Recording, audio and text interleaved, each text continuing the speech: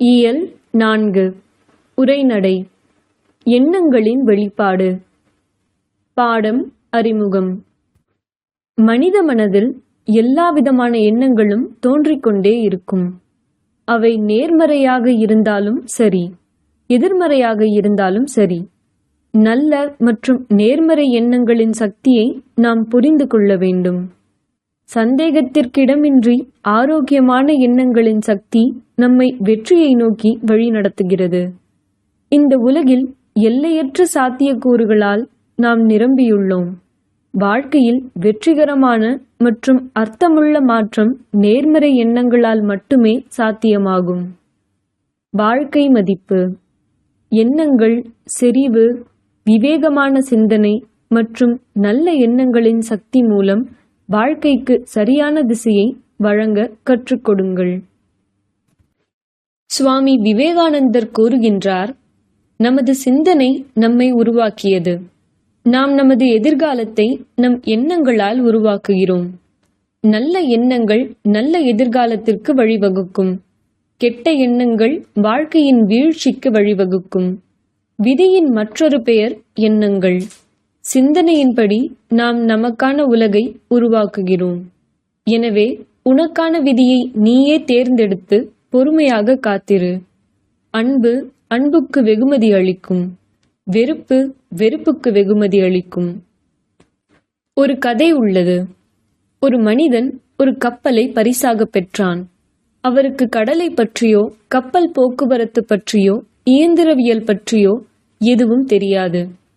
கடல் பயணத்தில் சென்று தனது சொந்த கப்பலுக்கு தலைவனாக வேண்டும் என்ற வெறி தலையில் ஏறியது. கப்பலில் புறப்பட்டான். பரம்பரையாக ஒரு தலைவனாக, கேப்டனாக தன்னை கருதிய அந்த மனிதர் கப்பலின் தொழிலாளிகளிடம், உங்கள் வேலைகளை கவனித்துக் கொள்ளுங்கள் என்று கூறினார். கப்பல் நகர ஆரம்பித்ததும் வேலை தொடங்கியது. வேலை எப்படி நடக்கிறது என்பதை புதிய கேப்டன் பார்த்து கொண்டிருந்தார். கப்பல்கள் வேலை செய்வதை பார்த்து கொண்டே அவர் கப்பலின் மேலே சென்றார். அங்கே ஒரு தொழிலாளி மிகப்பெரிய சக்கரத்தை திருப்புவதை கண்டான். சில சமயம் இங்கேயும் சில சமயம் அங்கேயும். புதிய தலைவன், அந்த மனிதன் இங்கே என்ன செய்கிறான் என்று கேட்டார். கப்பலை சரியான திசையில் செலுத்தும் கப்பலின் சுக்கான் இயக்கி அந்த நபர் என்று அங்குள்ளவர்கள் சொன்னார்கள். இதை கேட்ட புதிய தலைவன், அதெல்லாம் எனக்கு தெரியாது. இந்த மனிதன் இங்கே என்ன செய்கிறான்? இந்த மனிதனுக்கு இங்கு எந்த வேலையும் இல்லை என்று எனக்கு தோன்றுகிறது. பாய்மரங்களும் கப்பலின் மரக்கல கூம்பு மட்டுமே கப்பலை முன்னோக்கி கொண்டு செல்கின்றன.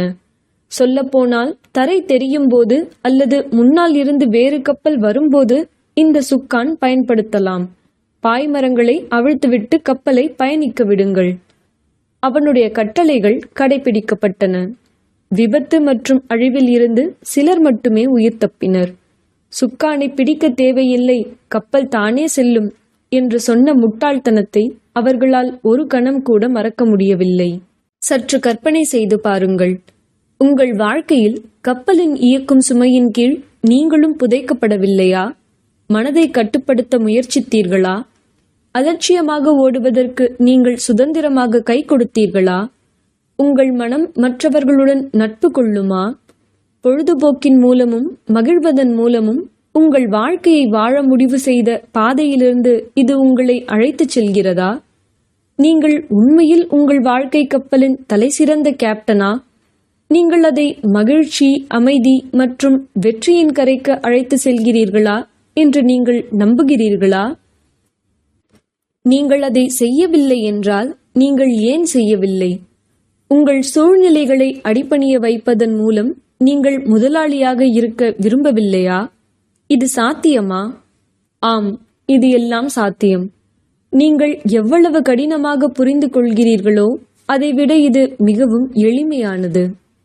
ஒரே தேவை என்னவென்றால், நீங்கள் விரும்பியதை செய்ய உங்களுக்கு வலுவான மனசக்தி இருக்க வேண்டும். அதற்கு நீங்கள் உங்கள் இயற்கையான உள்ளுணர்வை பயன்படுத்த வேண்டும். ஒரு நபர் தனது வாழ்க்கையின் ஒவ்வொரு முயற்சியையும் எவ்வாறு கட்டுப்படுத்த முடியும்? அவர் எவ்வாறு தனது விருப்பமான திசையில் வாழ்க்கை கப்பலை திருப்ப முடியும் என்பதை அறிந்து கொள்வது முற்றிலும் அவசியம். இதை அறியாமல் அந்த எண்ணங்களை அடைய முடியாது. அவை உயிரை உருவாக்கும் சிந்தனைகள் என்று அழைக்கப்படுகின்றன. மிகச் சிலரே தங்கள் எண்ணங்களை கட்டுப்படுத்தி சரியான திசையில் பயணிக்கிறார்கள். அது அவர்களின் சொந்த நன்மைக்கு வழிவகுக்கும். பெரும்பாலான மக்கள் கவனக்குறைவாக உள்ளனர். அவர்கள் தங்கள் எண்ணங்களை கட்டுப்படுத்த பயிற்சி செய்யவும் முயற்சிப்பதில்லை. இதனால் அவர்கள் வாழ்க்கையின் ஒவ்வொரு நிகழ்வையும் சூழ்நிலைகளில் விட்டுவிட்டு சூழ்நிலைகளையும் நிகழ்வுகளையும் மாற்ற எந்த முயற்சியும் செய்ய வேண்டாம் என்று அவர்களின் மனதை கட்டுப்படுத்துகிறார்கள். எண்ணங்கள் உறுதியானவை அல்ல. எனவே அவைகளின் மீது நமக்கு எந்த கட்டுப்பாடும் இல்லை. அவற்றை நாம் விரும்பியபடி செயல்பட வைக்க முடியாது.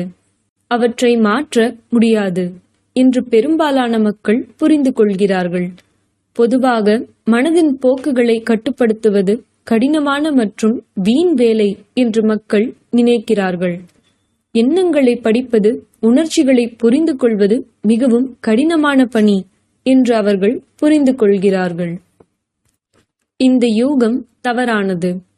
ஒவ்வொரு நபரும் அறியாவிட்டாலும் கலாச்சாரமற்றவராக மற்றும் எவ்வளவு பரபரப்பாக இருந்தாலும் அவர்களுடைய எண்ணங்களை புரிந்து கொள்வதற்கும் பகுப்பாய்வு செய்வதற்கும் ஆய்வு செய்வதற்கும் அவர்களுக்குள் போதுமான சக்தி இருக்க வேண்டும். ஒவ்வொரு நபரிடமும் அறிவாற்றலின் தன்மையை மீண்டும் கட்டி எழுப்புவதற்கும் நேரம் இருக்க வேண்டும். அவனது செயல்பாடுகளை மாற்றிக்கொண்டும் குணத்தில் மாற்றத்தை ஏற்படுத்தியும் உடலிலும் வாழ்விலும் விரும்பிய மாற்றங்களை செய்ய முடியும். ஒரு சிற்பியின் உளி அது ஒரு திருடனின் கைகளில் இருந்தால் மிக அழகான சிலையை அழிக்கக்கூடும். மேலும் ஒரு குற்றவாளியின் கைகளில் இருந்தால் ஒருவரை கொல்லும் ஆயுதமாகவும் மாறும்.